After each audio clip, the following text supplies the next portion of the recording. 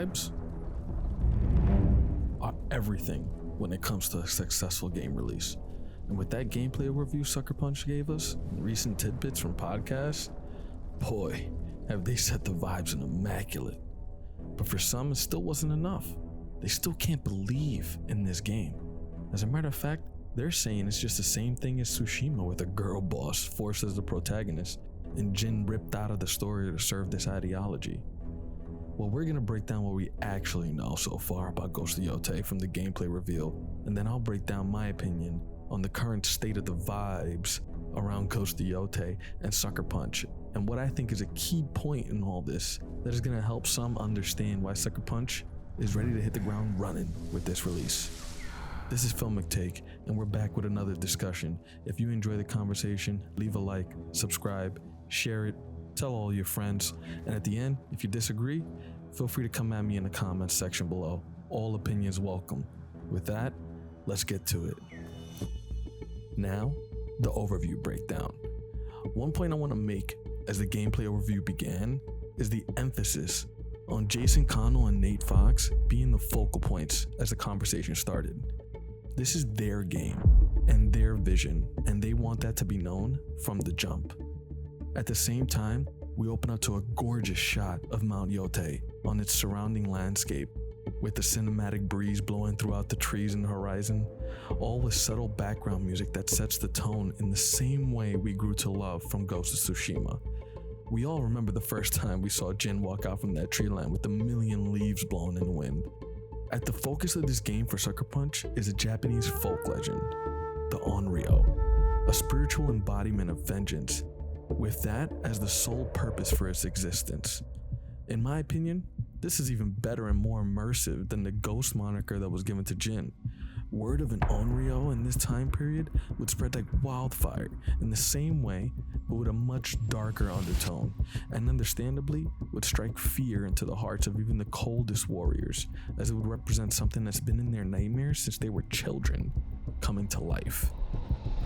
Then we're presented with a treacherous white mask on snow with an ominous splatter of blood nearby, setting a violent tone immediately. It's almost like this throughout the gameplay trailer and the initial reveal trailer that we got a few months back, that gives me great reason to believe in the capability of this current version of Sucker Punch to replicate Tsushima's magic in this second game. Now, we move on to the much known antagonists in this game, the Yotei 6. But this time, Sucker Punch lets us know that the story and world exploration will weave around these antagonists, as Atsu looks to avenge the horrific deaths of her family at their hands almost 2 decades earlier. We're shown the closeness that Atsu shared with her family in glimpses as Sucker Punch unveils their new real-time flashback mechanic that can be triggered at the press of a button. I gotta say, as a cinematic editor and someone who loves to go back and just create experiences from various storylines and games, this mechanic has me thinking of limitless possibilities for edits. There could be dialogue that's heard while in the middle of a sword fight that could relate to a flashback and create a scenario one could be edited in between moments of the fight, so as to give more depth to those flashbacks. The fact that this can all happen at the press of a button is a game changer for creating cinematic moments. But never mind that. As the overview moves into exploration, we're shown the various biomes we will encounter, which are similar to the first game, but obviously will be much larger in scope. We get to see the lengths that Sucker Punch has gone to in order to grant the player a great sense of freedom and how they can choose to discover the story and the environment. From a clue system fueled by your choice on what to ask in interrogations, to the various enemy differences and skill progression benefits to exploring each region. Within the exploration is a brand new bounty system that is a double-edged sword.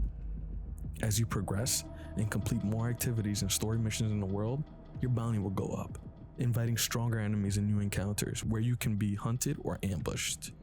On the other hand, there will now be bounties that Atsu can pursue as well. Now with this, I got excited. A bounty system was something that the first game sorely missed out on, and it's a welcome addition to the gameplay loop. Just knowing the various characters you can encounter through this, and even the possible challenges surrounding them and the epic environments that they could be hiding in. It reminded me of the vibe I felt when I was completing the Legends missions in the first game. where a winding quest line would end in a high-stakes fight to the death with a breathtaking backdrop. With this bounty system, the possibilities will be expansive, especially for in-game content and replayability. Maybe even some DLCs with markedly more difficult bounties down the line. Gotta wait and see for that. Then the combat, and oh boy. While familiar in some aspects, Sucker Punch started cooking with this. I mean, a katana, a spear, a kusarigama, an odachi, a dual swords? I mean, now we talking. I mean, whoever was playing in the video was moving slow, just showcasing gameplay. But could you imagine the combos and scenarios people will create when they get their hands on this game? I could just imagine walking into an enemy camp or fort, slicing enemies up with the katana, pulling someone in with the kusarigama, switching to the dual swords for crowd control, using my various ghost weapons that I'll have, all to finish the last enemy with the big ass odachi blade.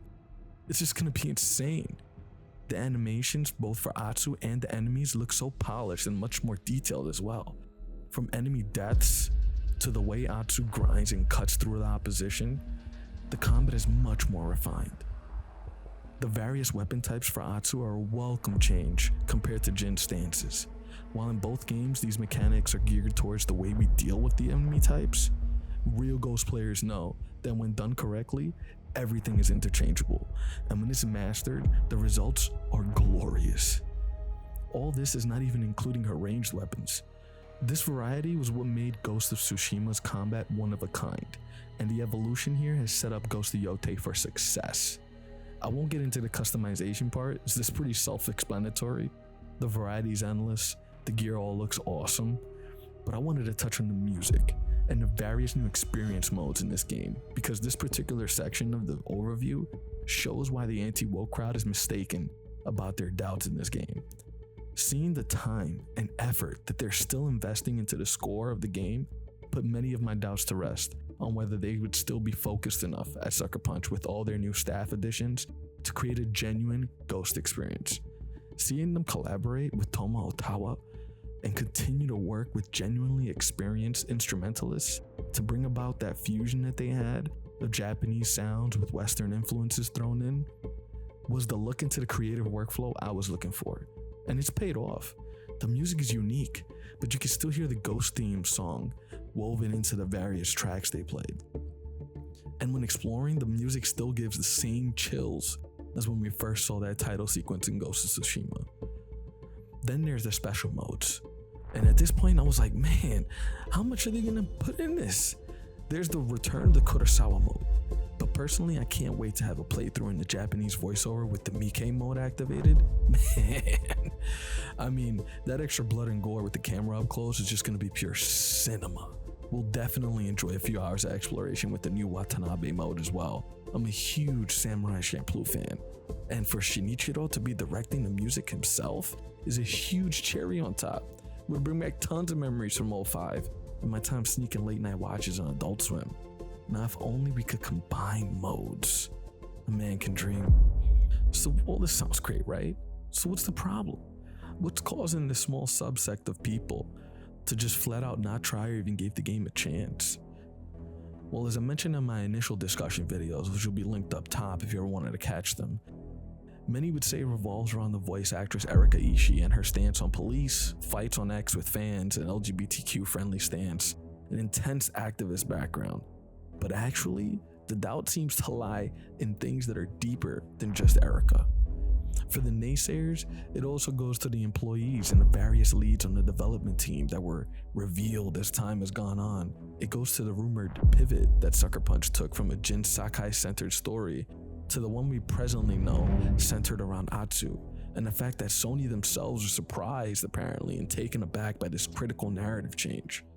All of this presents many red flags, and it screams of yet another beloved franchise that we have being taken over and becoming the vehicle for some ideological BS to be shoved down the throats of people that just want to play games. When it comes to the leads, some of the main concerns have been with the additions of Courtney Woods and John Dumbro. People point to them joining the staff as leads, and understandably they bring up the fact that they were driving factors behind the immense narrative failures of Dragon Age the Veilguard and Mass Effect Andromeda, with obnoxious woke slop or messy and non-impactful narratives that lacked any sort of cohesion.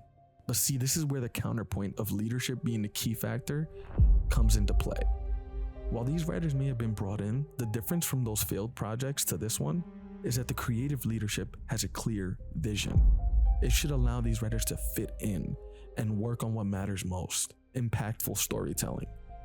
Other reasons exist for people being cautiously optimistic though. The overall direction of PlayStation after the leadership of Holst is a big question mark, and the internal struggle on which direction the company needs to prioritize going forward was evident these past few years. But this specific point leads into the importance of having a leader with that clear vision. Let's go back to Courtney Woods and John Dumbro. They worked on Veilguard and Andromeda, two immense failures, right? But also, between the two of them, they've worked on Mass Effect 2 and 3, Star Wars The Old Republic, and Dragon Age Inquisition. I mean, damn! The contrast between their failures and successes and the competent or incompetent leadership more than deserves mention if you want the full picture. When led correctly, they were a part of some amazing games. And when leadership was a total crapshoot, they were part of some of the worst games we've ever seen. The Mass Effect trilogy was led by Casey Hudson. He was director, creative director, and executive producer for the trilogy and was at BioWare for 16 years. So much success came from BioWare at that time, but it slowly faded as more and more people left BioWare. Then Mac Walters, who while not entirely responsible, was at the head of one of gaming's greatest failures in Andromeda. It was a game stretched across multiple studios, creative tensions between them, toxic political disagreements, and no real clear direction, leading to wasted time, rushed development at the end, and a disastrous buggy launch with an incoherent story that took barely any influence from decisions you made. A key factor in the success of even past BioWare games at that time.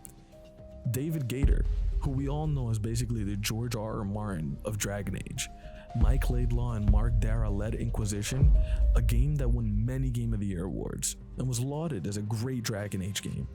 All of these successful leads have since left BioWare, with Mark Dara and Casey Hudson leaving at the same time. They haven't recovered since, which is why Ghost of Yotei is different. Nate Fox and Jason Connell are exceptional leaders in the gaming industry and well respected, and they're still there.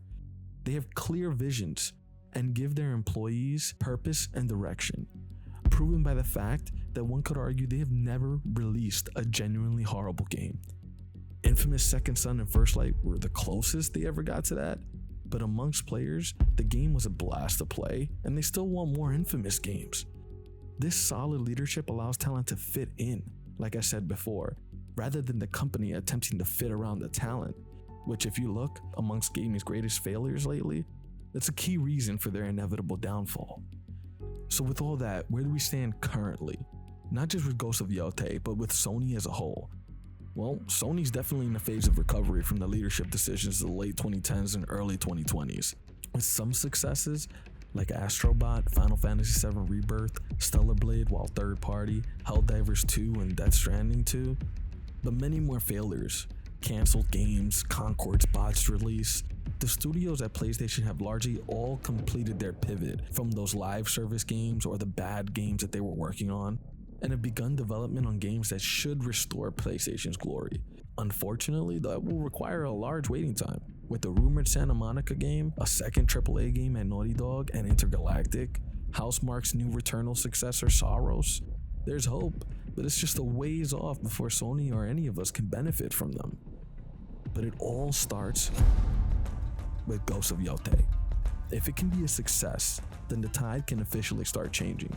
One where the consumer can trust that Sony will produce games, not ideological messaging disguised as an interactive experience.